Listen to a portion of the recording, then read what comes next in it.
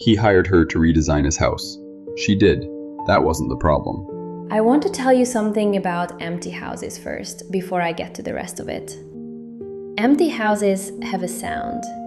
Not silence, something more specific than that. The way your footsteps carry differently when there's no furniture to absorb them. The way light moves through bare windows without anything to land on. The way two people talking in an empty room sound more honest than they would anywhere else, because there's nothing around them to perform for. I noticed this about the Callaway house the first time I walked through it, on a Tuesday in February, with my measuring tape and my notebook and my professional composure, all three of which I maintained for the entire 90-minute walkthrough and for most of the drive home, at which point I pulled into a petrol station on the A23 and sat in my car for 10 minutes, thinking about the owner of the house, and what it meant that I was thinking about the owner of the house. His name was Daniel Callaway. He was an architect, which, as he pointed out with the dry self-awareness of someone who had made this joke before, made hiring an interior designer either very humble or very contradictory, depending on how you looked at it. He had designed the house himself 6 years ago for a life he no longer had. The life had changed, the house hadn't. He wanted someone to come in and make it feel like something he could actually live in now, rather than a very well-designed monument to a version of himself that no longer existed.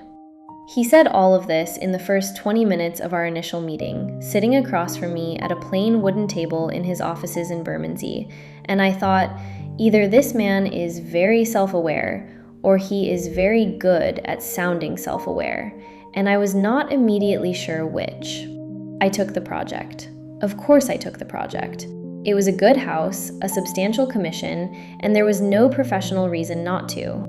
I noted, privately, that there were also non-professional reasons I wanted to take it, and I filed those under things to be sensible about. And I drove home, and I started on the brief. We agreed on Fridays. That was the first decision that, in retrospect, shaped everything else, though it seemed at the time purely logistical.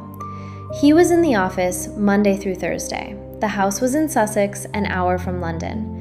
Friday was the day he worked from the house. Friday was, therefore, the most practical day for site visits. 17 Fridays. That's how many it took. That's the number I've counted since.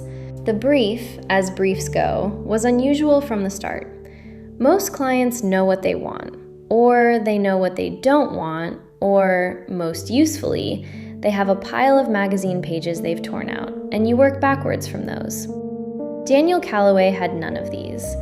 What he had instead was a very precise idea of what the house used to be, and a complete inability to articulate what he wanted it to become. It should feel lived in, he said on the first Friday, standing in the kitchen while I took notes. But not cluttered. Warm, but not, he paused, looking for the word, not soft. I don't want it to feel soft. Soft as in comfortable, or soft as in, I tried to find the distinction. Unchallenging? He looked at me. Unchallenging, he said. Yes, that's the one. It was a strange word to use about a house. I wrote it down anyway. The kitchen was stripped back, good bones, pale stone, the kind of space that cost a great deal of money to look as though nothing had been spent. The rest of the house was the same, beautifully made, carefully considered, and almost entirely empty of anything personal. No photographs, no books left open, no coat thrown over a chair. The house looked like an architectural photograph of itself, waiting for someone to actually move in. How long have you lived here? I asked. 6 years. I looked around the kitchen. 6 years and not a single personal object in sight? And you want it to feel more lived in. I want it to feel like mine, he said. And there was something in his voice when he said it. Not sad exactly, but specific. The sound of someone being precise about something that had cost them something, that I noted and did not ask about because it was the first Friday and I was being professional. I went home and wrote 3 different concepts and liked none of them. The house didn't want concepts, it wanted to be understood. I went back the following Friday with fewer ideas and more questions, which turned out to be exactly right. The second Friday, it rained. I arrived at 10, as usual, and he met me at the door, as usual, and we walked through the ground floor together while I asked about the rooms I hadn't yet resolved. The study, the spare room, the strange long corridor that ran the length of the back of the house and didn't quite know what it wanted to be. By noon, it was raining hard enough that the light had changed entirely. The pale stone of the kitchen went gray, the windows ran with water, and the empty house, which in sunshine felt provisional and waiting, felt in the rain like something else, something older, something that had been waiting longer than I'd thought. We ended up in the kitchen because the kettle was there. He made tea without asking if I wanted any, which I noted as the action of someone who lived alone and had stopped thinking of tea as a question. I sat on the kitchen counter because there were no chairs, there was still no furniture in the kitchen, and he leaned against the opposite counter and we talked. Not about the house, for a while. About other things. A building he'd seen in Porto, a problem he was working through on a current project, a documentary about brutalist architecture that had made him feel something he couldn't quite name. I told him about a house I'd worked on the year before, an Edwardian terrace in Peckham, where the client had cried when I showed her the finished drawings because it looked, she said, like a place where good things could happen. Is that the goal, he said? To make a place where good things can happen? I think that's the best version of the goal, yes. He looked out at the rain. What's the worst version? Making a place that looks like good things happen there, I said, which is different. He was quiet for a moment. The house looks like good things happen there, he said. Currently. I know. That's the problem you're solving. That's the problem I'm solving. He refilled my tea without asking about that either, and we went back to the corridor, and I had, by the time I drove home, the beginning of something that wasn't a concept, but was closer to one than anything I'd had the week before. The third Friday, I brought the first proper concept boards. 3 directions. I always present 3, on the principle that 1 is a statement, 2 is a debate, and 3 is a conversation. The first was clean and architectural, leaning into what the house already was. Pale tones, geometric, the building as its own reference point. The second was warmer, deliberately softer, the kind of interior that appears in certain weekend supplements and makes you want to move to the countryside. The third was neither of these things. It was considered and a little unusual. Darker materials, unexpected textures, things that required you to spend time with them before they resolved. I'd spent more time on the third board than the other 2 combined. I was aware of this and had noted it professionally under things to be sensible about. He looked at all 3 for a while, standing in the middle of the empty sitting room with the boards propped against the bare wall. He didn't say anything for a while, which I'd learned by then was how he thought. He needed the silence for something, and interrupting it didn't help. This one, he said finally, pointing to the third board. I thought so, I said. He looked at me. You always knew it was this one? I thought it might be. Why didn't you just bring this one? Because the brief was still open, I said, and because clients sometimes surprise you, and because... I stopped. Because? Because it's useful to know which one someone chooses when they have options, I said. It tells you something. He looked at the board for another moment. What did it tell you? I said something professional about his existing aesthetic sensibility and the architecture of the house, which was true and was also not entirely what I meant, and we moved on to the kitchen. And it was a productive morning, and I drove home knowing exactly which direction the house was going to go, and also knowing, with the same certainty, several other things I was filing under sensible. The 5th Friday, he was late. Not by much. 20 minutes, a delay on the train from London, but it meant I arrived first, for the first time, and let myself in with the spare key he'd left under arrangement, and walked through the house alone. It was different without him in it. Not worse, just different. Quieter in a way that wasn't about sound. I walked through the ground floor and the first floor and the strange long corridor, and I tried to see what the house showed me when the person it belonged to wasn't there. Houses do show you different things when they're empty of their people. They're more honest in some ways, more direct. What the house showed me on the 5th Friday was that it had been very carefully built by someone who understood space perfectly and had then been very carefully avoided by that same person for 6 years. The rooms were impeccable and untouched. The built-ins were all in exactly the right place. The proportions were, and I say this as someone who has spent 15 years looking at proportions, genuinely exceptional. And not one of those rooms looked as though anyone had ever been comfortable in them. I thought about that word, comfortable. Not soft, he'd said on the first Friday, not unchallenging. But there was a distance between not soft and not comfortable that I was starting to think was the real problem. The house had been built to be impressive. It had never been given permission to be inhabited.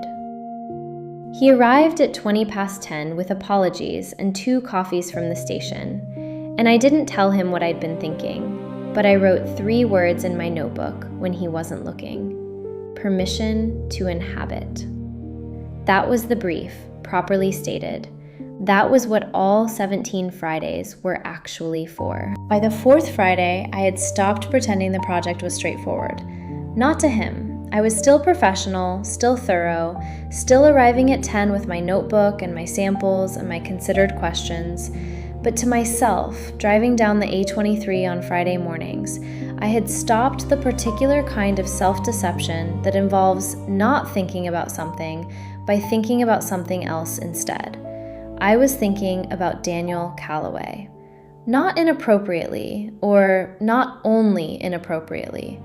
I was thinking about the way he talked about his work, which was with the attention of someone who genuinely believed that the built environment shaped the people who lived in it, and that this was therefore a serious moral responsibility, which I found compelling because I believed exactly the same thing about interiors, and had never heard anyone else say it out loud quite like that. I was thinking about the way he listened, which was completely. He didn't look at his phone, he didn't form his response while you were still speaking, he just listened. And then he thought, and then he said something that engaged with the actual thing you'd said. And I had been in the profession long enough to know that this was rarer than it should be. And I was thinking about the house, about what it meant that a man who understood space as well as Daniel Calloway understood it was living in a house that felt like nobody lived there.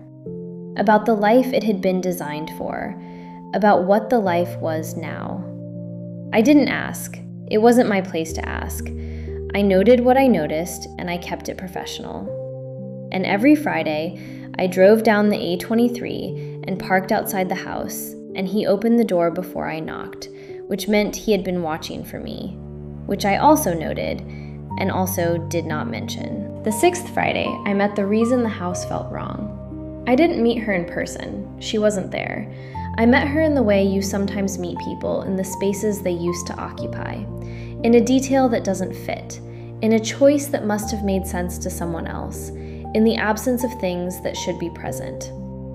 I was measuring the main bedroom. We hadn't discussed it much, and I needed dimensions for the wardrobes, when I opened the built-in cupboard on the left side of the room and found, pushed to the very back, 3 coat hangers that weren't the same as the others. Different style, white plastic, the kind you get from a dry cleaner. The other hangers were all wooden, all matching. Someone had left these 3, or someone had never come back to collect them. I closed the cupboard and went back to measuring. That evening, I looked up Daniel Calloway online.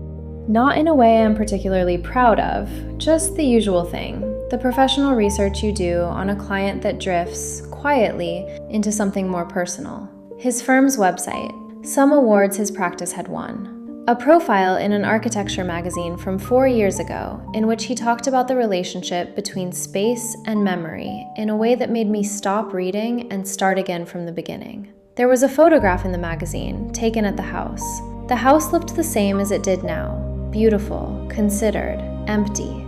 But in the photograph, there was a woman in the kitchen. She was slightly out of focus, in the background, and the photograph was clearly about the architecture, not about her, and she might have been anyone, a colleague, a friend, a photographer's assistant, but she was there, in the kitchen, and the kitchen looked in the photograph the way it didn't look now, which was occupied. I closed the laptop.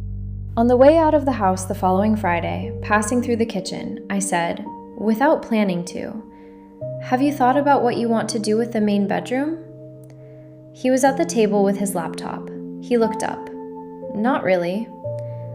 "I'll need a decision at some point. It's the room I've done the least work on." "I know."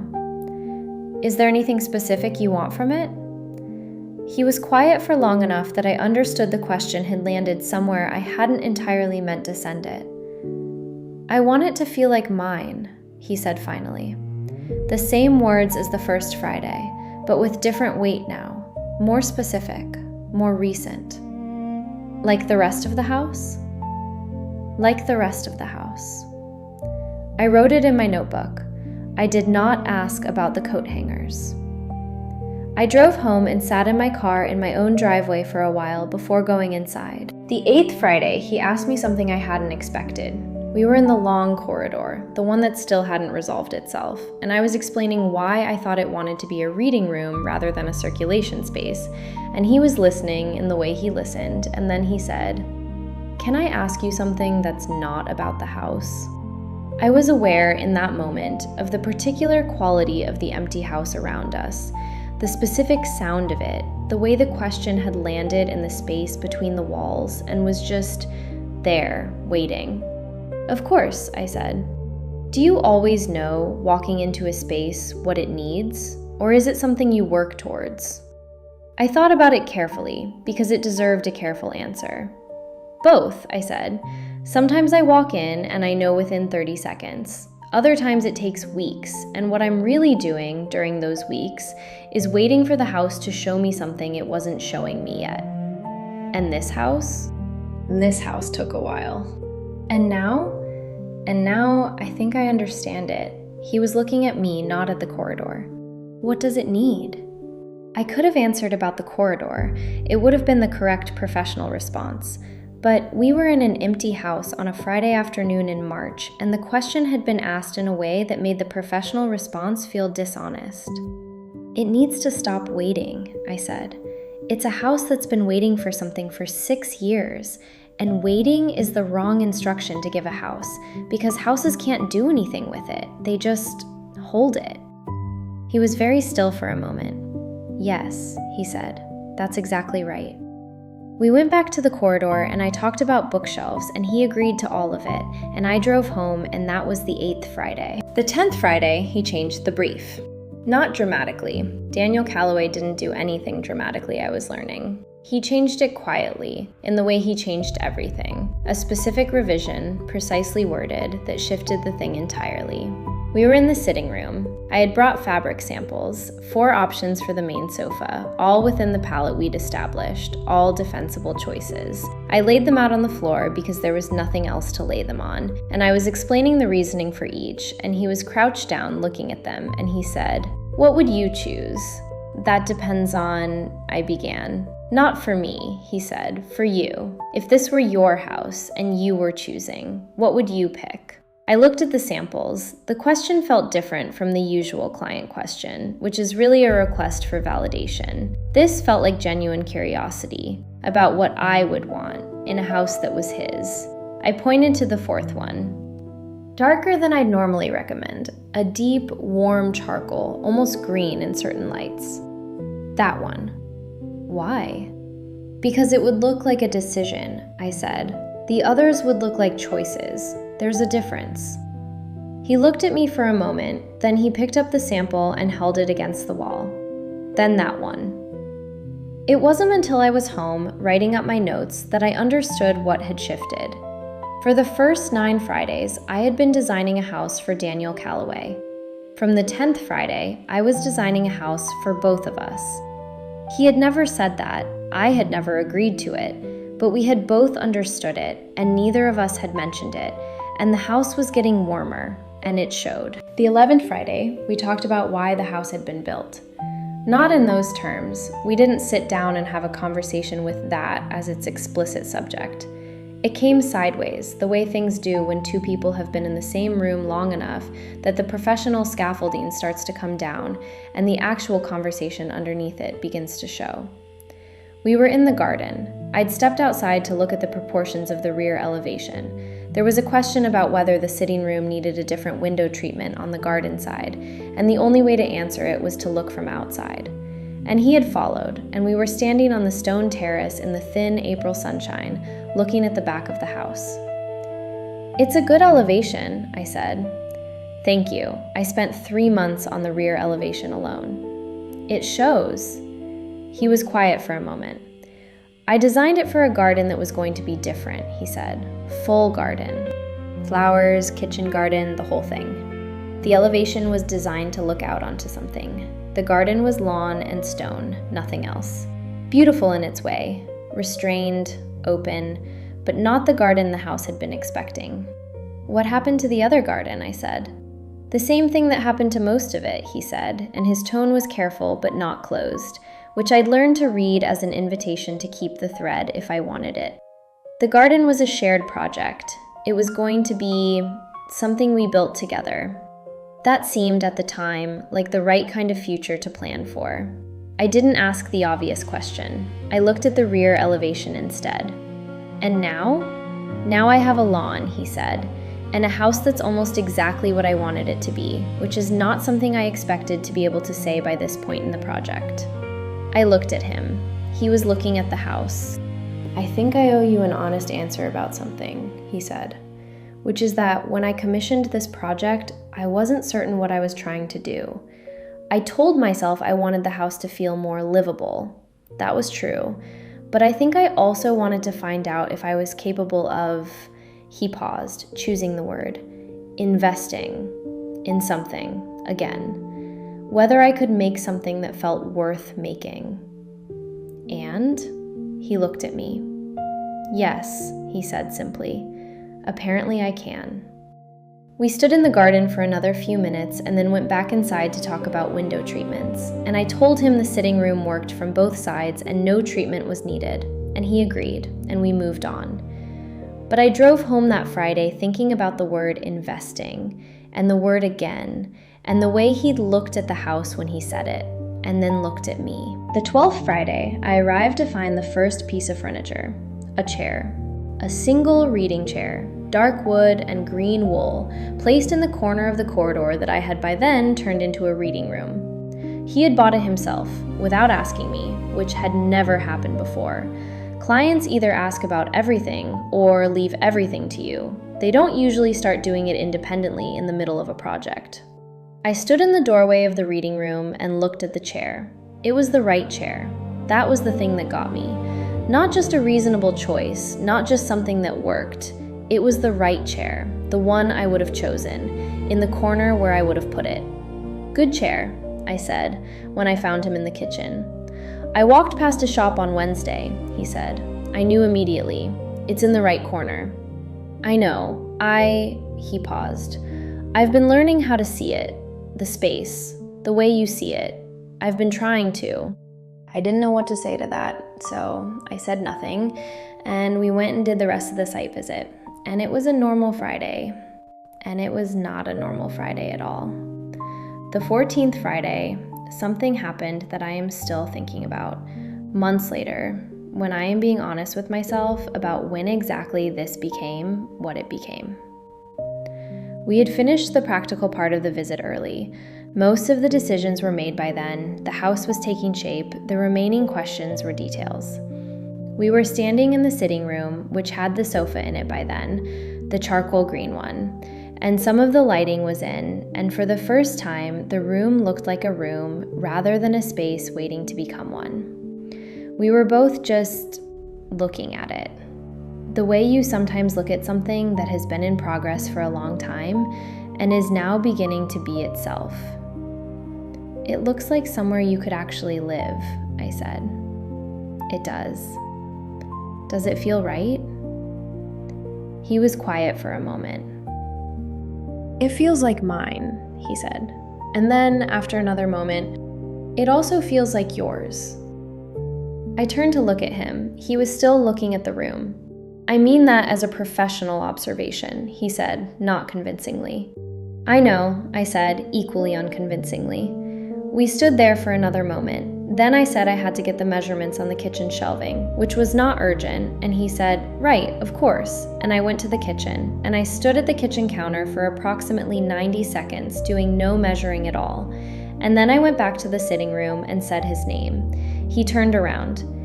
I'm going to need you to know, I said, that I have been very professional about this project. I know, he said, and that I intend to remain professional until it's finished. That's in 3 weeks. Yes. So what you're telling me, he said slowly, is that in 3 weeks, I'm telling you that I have been very professional, I said again, and I wanted that on the record. He was quiet for a moment, and then, quietly, in the specific way he did most things, he smiled. Noted, he said, for the record. He went and did the kitchen measurements. I drove home on the A23 in the March evening light, and I did not pull over at the petrol station. There was no need to. Everything was already very clear. The 15th Friday was different from the others in a way I am still trying to find the right word for. We had finished early again. The house was nearly done by then. The remaining work was small and certain, and by 2 p.m, we had covered everything that needed covering. He made lunch, which hadn't happened before on a Friday.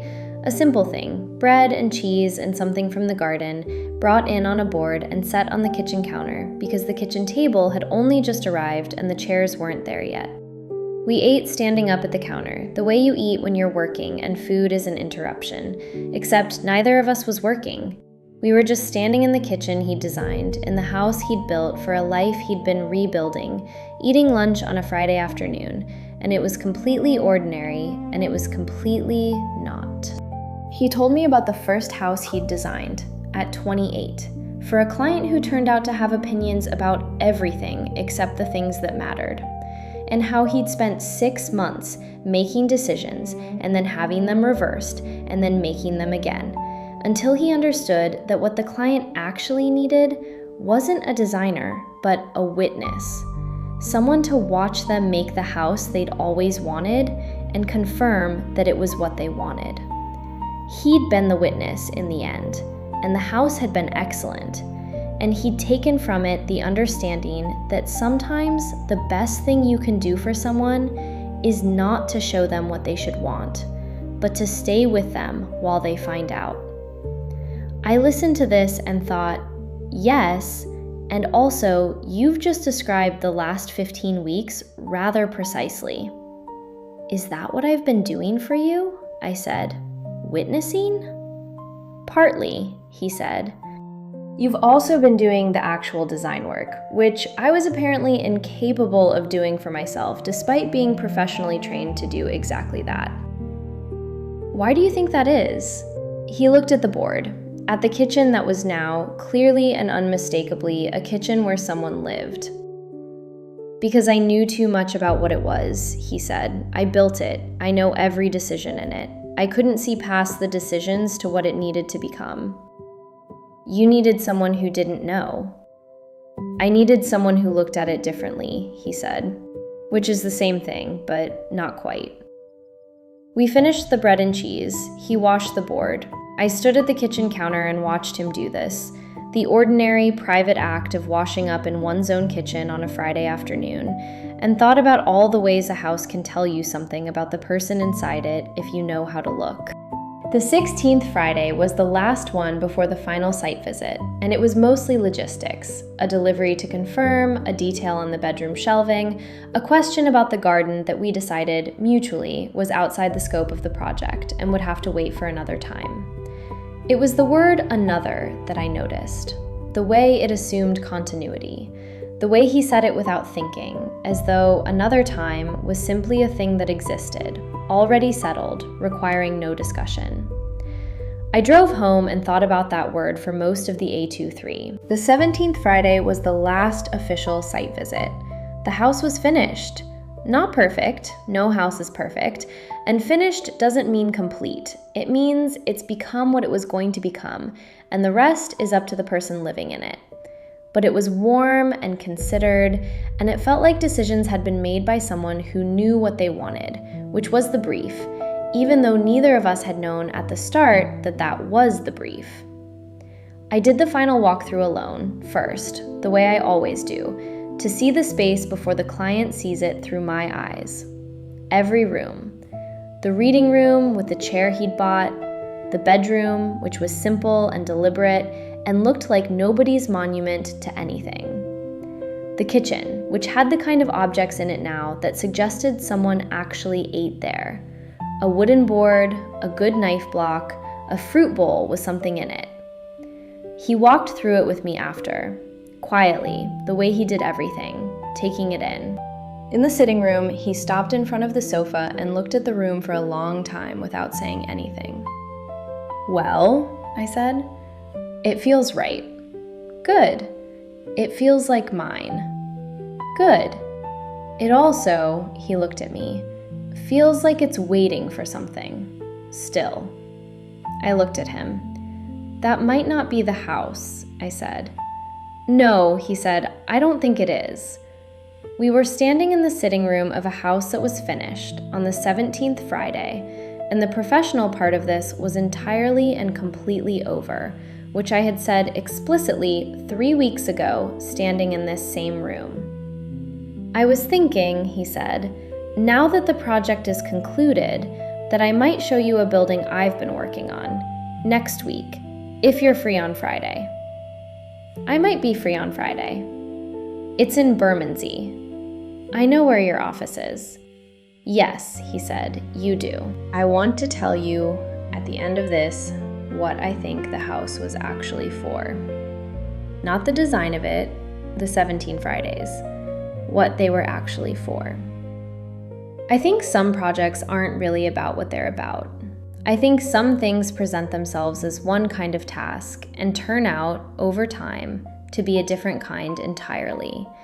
Not because anyone planned it that way, but because two people in a room that is becoming itself week after week for months will eventually stop performing and start being present. And that's a harder thing to undo than either of them might have anticipated. Daniel sent me a photograph 2 weeks after the last Friday.